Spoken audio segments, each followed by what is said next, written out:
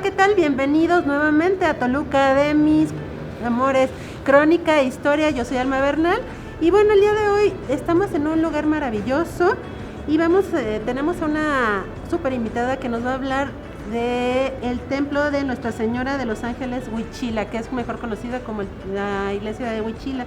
Tengo el gusto de presentarles a la maestra en historia María Fernanda Guadarrama, quien es cronista de la delegación de Árbol de las Manitas. Hola, maestra, ¿cómo estás?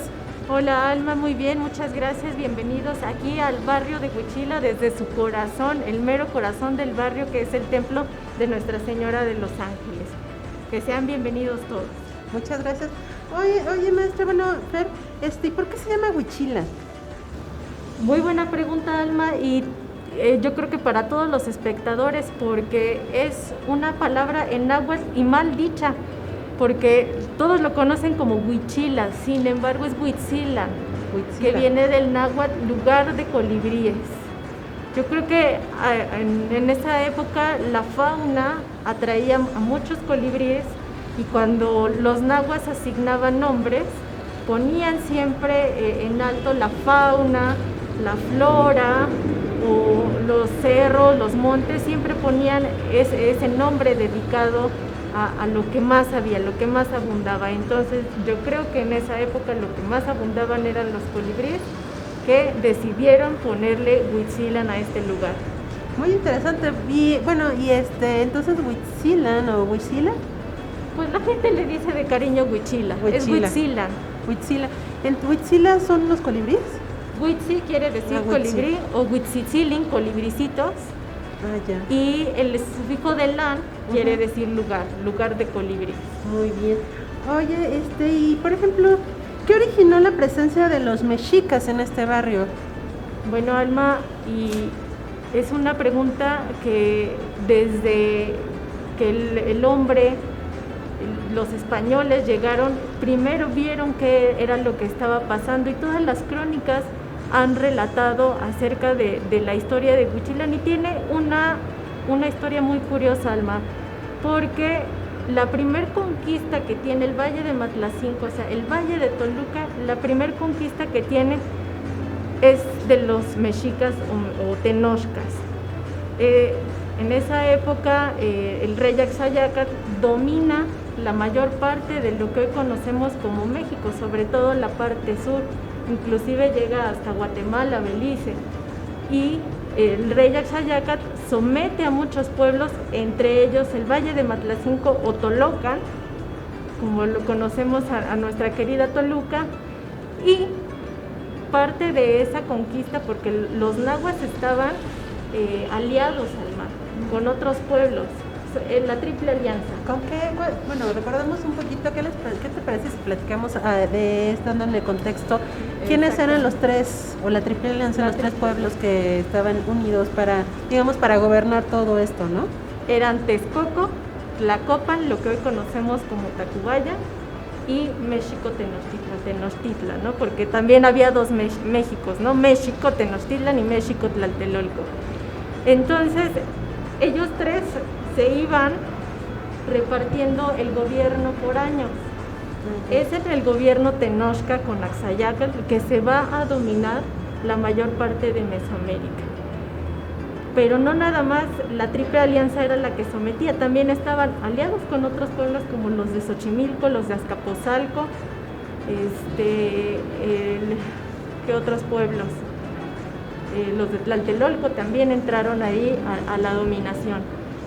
Entonces, a cualquier lugar que llegaba la Triple Alianza, dejaban a unos como agentes para vigilar que cuando llegaron a Tolocan, pusieron a gente de Texcoco a vigilar para que el propio Valle del Matlacinco no se sublevara.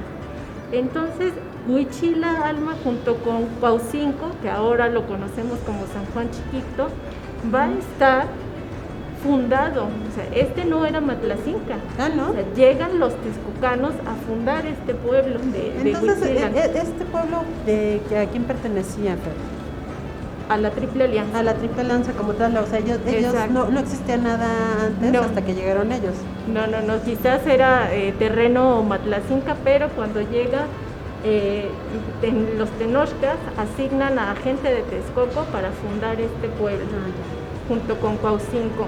El doctor René García Castro, el doctor en historia por la Universidad de aquí del estado, él en su estudio dice, esos pueblos se llaman Mexicatlaca. ¿Por qué? Porque son mexicas quienes van a fundar este pueblo, inclusive Cuauhcinco. Y tenemos también, hay datos curiosos, por ejemplo, Santa Cruz Azcapotzaltongo es gente de Azcapotzalco que está también ahí dominando. ¿Para qué? Para que el pueblo matlacinca no se levante en armas contra ellos. Y esa va a ser la primer conquista, Alma, y esa sí es conquista militar, porque lo sometieron militarmente. Sí, sobre todo todas las técnicas que manejaban los mexicas, ¿no? Realmente eran arte de la guerra, ellos sí, y muy salvajes en pocas palabras. Bueno, hay que aclarar, y bueno, amigos que nos están viendo, ahorita podríamos platicar y lo podemos ver desde los ojos que tenemos actualmente, pero bueno, hay que verlo y analizarlo desde cuál era la concepción que se tenía en ese tiempo, por ejemplo, lo que eran los sacrificios, ¿no? Es correcto, sí. Alma, y la mayor parte luego de los tributos también eran personas. Toluca, ¿qué tributaba? Tributaba maíz sobre todo. Siempre Toluca se ha caracterizado por ser una tierra que produce muchísimo maíz, e inclusive, ¿no? En la época colonial Toluca es conocida como el granero de la Nueva España, y no nada más maíz, porque a la llegada de los españoles va a ser trigo. Y en el caso del Valle del Matlacinco, que se supone que no había nada aquí en lo que hoy es Huichila, había, yo creo que algunas casas, Alma, porque cuando derribaron para hacer y sacar la piedra en el año de 1943, lo que era la pedrera, lo ¿no? que era la pedrera, que todavía tenemos aquí el molino, el que quiebra la piedra, en lo alto del cerro encontraron una estela matlacinca, pero con estilo teotihuacano. O sea, digamos una combinación ahí de varias culturas, ¿no? Así es, Alma, y es una estela más o menos de 1,40 de altura, y la encontramos como representante de la cultura matlacinca en el Museo Nacional de Antropología. Está ahorita está ahí resguardada, y es como la pieza clave para los matlacincos. Bueno, pues ¿qué te parece, Fer? Sí, vamos a continuar nuestra entrevista adentro del templo para que nos platiques. Ok, claro que sí. Bueno, amigos, ahorita nos vemos por allá adentro. Acompáñanos.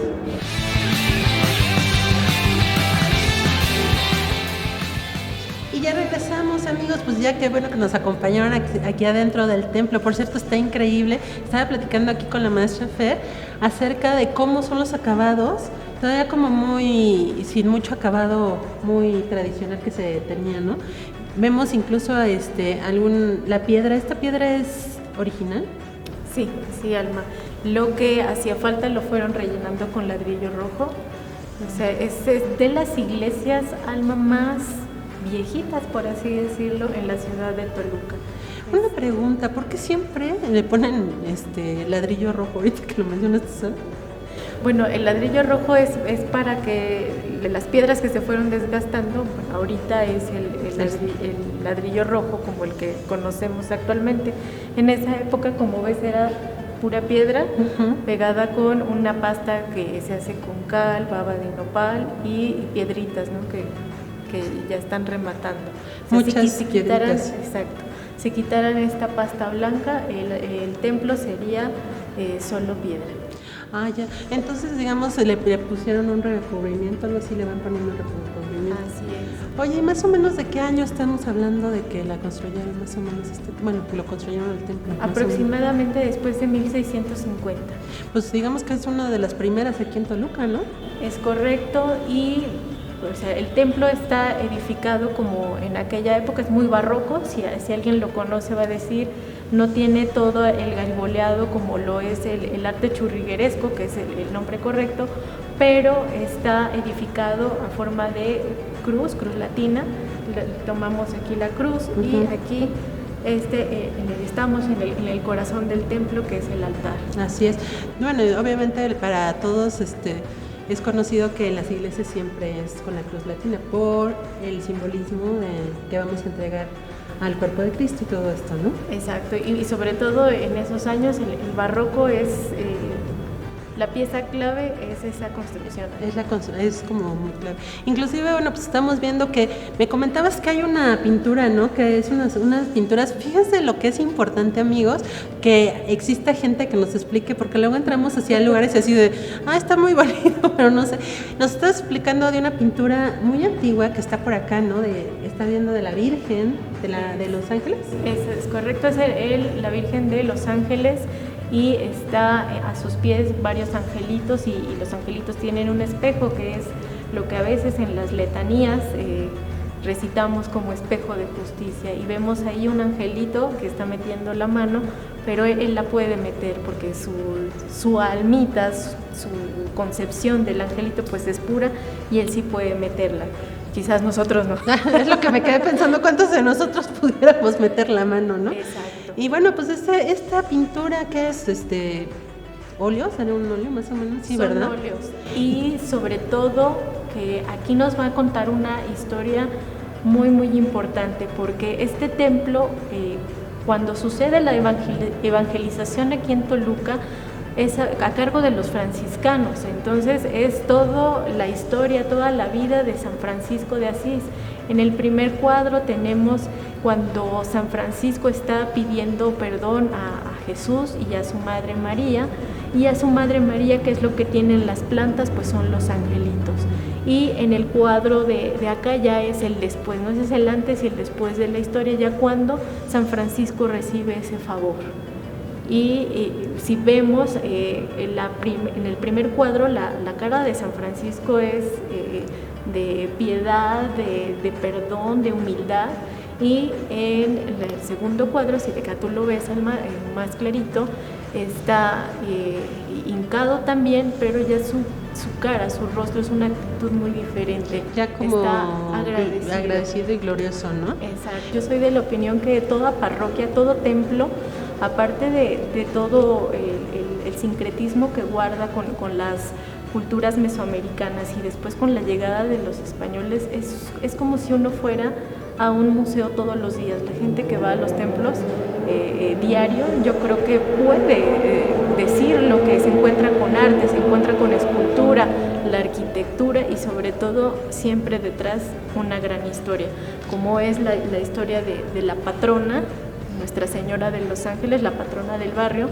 porque es curioso, porque del otro lado hace ratito vimos el cerro de Huichila, pero del otro lado, atrás del cerro, digamos, atrás del cerro, mucho más allá, porque todo eso que ahora tenemos la calle de Paseo Matlacincas, o que muchos la conocen como Circunvalación, va a terminar en el Cerro de la Teresona, pero también está la parte de atrás, y justamente esta sierrita de Toluca siempre nos cuenta el maestro Gerardo Novo con mucho cariño. Nuestra sierrita de Toluca está custodiada por la primer patrona de Toluca, que es Nuestra Señora de Los Ángeles. De Los Ángeles, así es.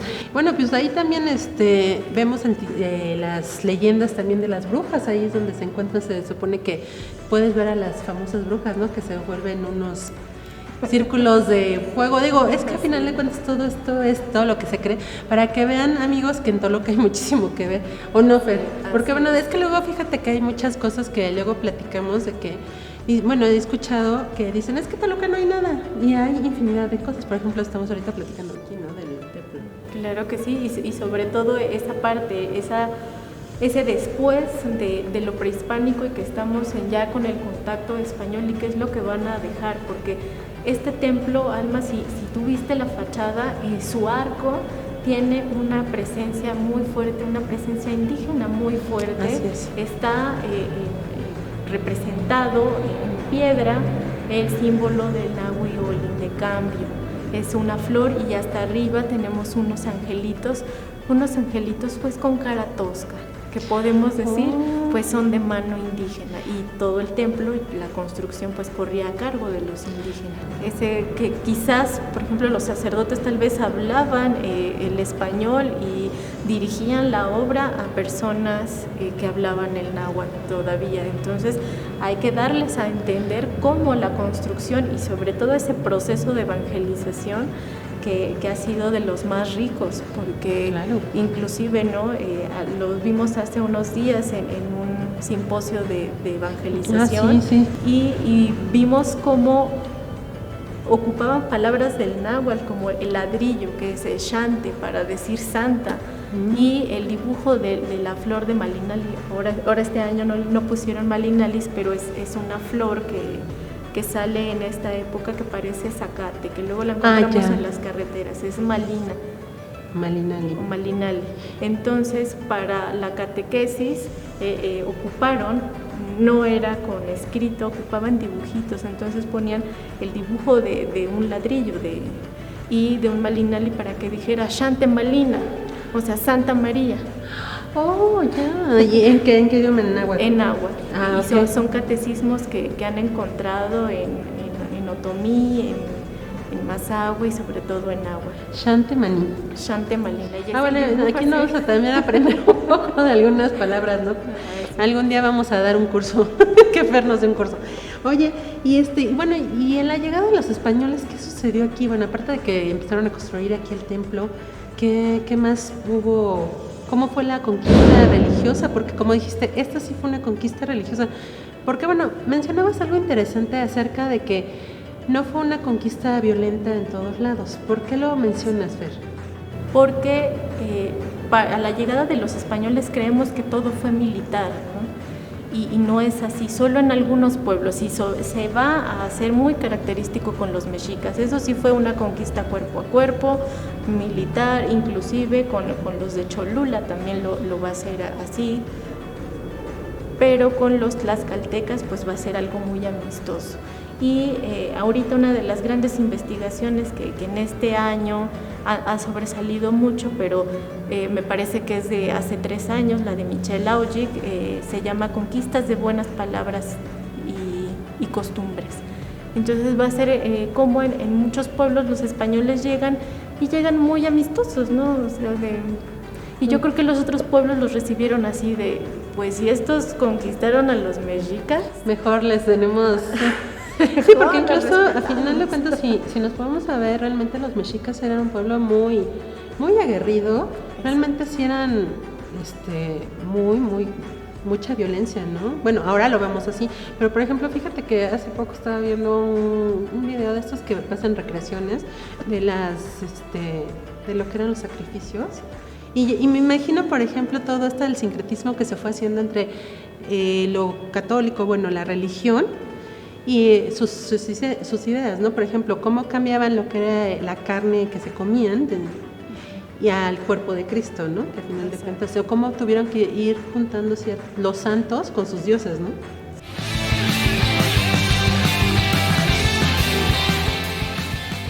yo les recomiendo ahorita que se acaba de publicar hace 3 años y que en este año del año de la conquista 1521, estamos a 500 años, esta obra de Michel Augic que se llama Conquista de Buenas Costumbres.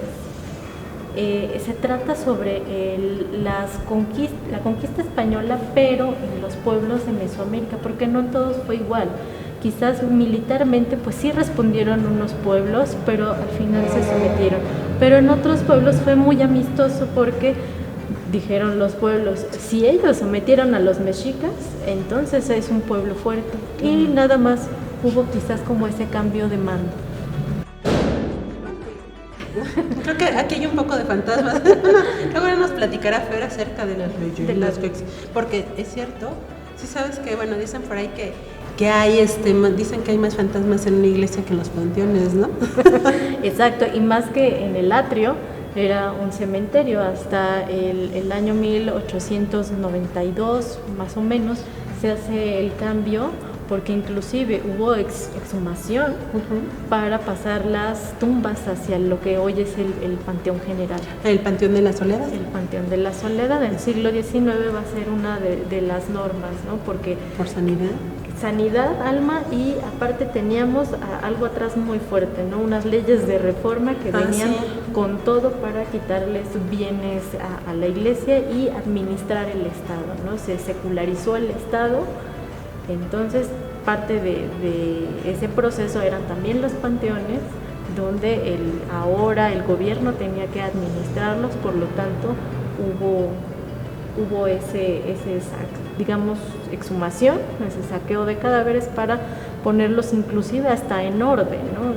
Es algo muy característico del siglo XIX, ¿no? Esa frase, orden y progreso, ¿no? Y ya encontramos el Panteón de la Soledad mucho más estructurado, inclusive con callecitas y, ojo, callecitas hasta con nombre. Claro, porque bueno, ese fue, se termina de construir en 1886, me recuerdo por el ingeniero... Ay, no me acuerdo. Así es, a mí también, ahorita bueno, yo lo único que recuerdo que la primera tumba es de Quirino, que era su amigo de 1886 y que pide de favor que lo entierren ahí. Pero ya luego también vamos a platicar porque aquí nos podemos pasar muchas horas platicando con Fer. Oye, Fer, y por ejemplo, ¿qué tradiciones hay ahorita actualmente con el templo y todo aquí en el barrio? Porque eso es importante para que la gente se sienta más identificada. Ya acaba de pasar la más bella y que todos los que somos de aquí de Huichila pues le tenemos cariño a esa fecha, el 2 de agosto. Porque el 2 de agosto es la fecha en que se le aparece la Virgen de Nuestra Señora de los Ángeles a San Francisco de Asís. Y la tenemos aquí engalanando nuestro altar. Esa pintura va a ser como agradecimiento por parte de la cacica de San Cristóbal, Huichochitlán. La pintura tiene más o menos casi 400 años. Pues, o sea, realmente es como ver el valor de las pinturas y todo este tipo de cosas que, como te digo, si no te las explica, no tienes ni idea, ¿no? Y no sabes el valor que tenemos. Por eso, fíjate que a mí me llama la atención y creo que tienes razón. Los extranjeros, por eso se maravillan de ver todo este tipo de cosas y nosotros lo vemos a veces tan normal y no valoramos, ¿no? Y es parte de una investigación que estoy haciendo porque si esto nos está dando un cuadro, porque a sus pies del cuadro dice, este es el agradecimiento de la cacica de San Cristóbal Huichochitlán. En lo que he investigado y que inclusive el cuadro también nos da esa información es que era esposa del cacique de aquí de Huichila. Oh, ya.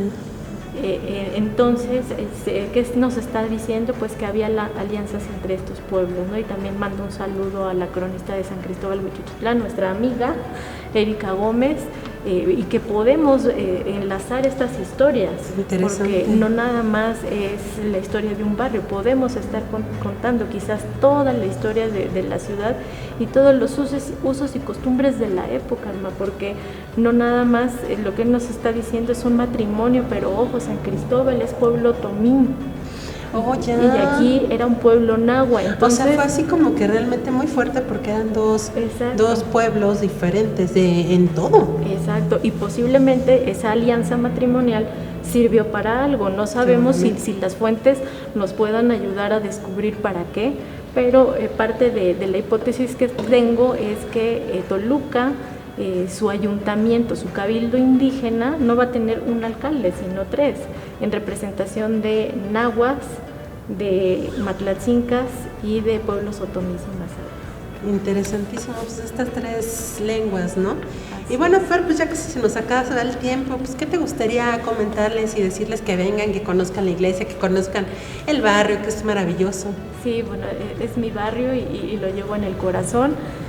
Y bueno, una de sus costumbres también es la de Semana Santa, en donde participan todas las parroquias, entre ellas Nuestra Señora de los Ángeles Huichila, y sale de aquí una de las esculturas más antiguas de la ciudad, es un Cristo hecho con pasta de caña y orquídeas, que lo tenemos como, lo decimos de cariño, el Señor de la Caña, pero es un Cristo de la humildad. Que lo vemos en la parte de atrás. Y bueno, el barrio sigue teniendo sus historias. Tenemos el segundo símbolo natural de la ciudad, que es el árbol de las manitas. Que ya, por cierto, va a haber otro programa y vamos a platicar ese árbol. Hasta tenía uso medicinal, ya luego platicaremos de eso. Exacto, y pues es un barrio que siempre cobija y que todavía en la actualidad, Alma, como te dije, recibe a muchas personas, sobre todo gente de San Pablo Autopan, de San Cristóbal, todavía yo creo que con lo que te dije tienen esa reminiscencia, esa costumbre de venir con la santa patrona de hace años a venir a casarse, no se casan en su pueblo. Se vienen a casar acá, eso está súper interesante. Sí, y pues es una parroquia que estaba atrás, tenemos el Boulevard Isidro Favela, antes calle Guadalupe Victoria, y antes era el Camino Real que iba para Tlacomulco, donde también pasó el ejército de Miguel Hidalgo. Allá tenemos un águila que lo cuenta, y además también propio de la autoría de Erika Gómez, nos dice que posiblemente también Carlota pasó por aquí. Hay una historia, luego les platicaremos, ya vamos a tener a Erika también invitada. Bueno, pues amigos, pues muchísimas gracias por acompañarnos aquí en Toluca de Mis Amores, Historia y Crónica. Y por cierto, nos vemos dentro de 8 días, recuerden, a las 8 de la noche aquí por Reporte 5. Yo soy Alma Bernal y recuerden que leer los llevará más lejos. Nos vemos.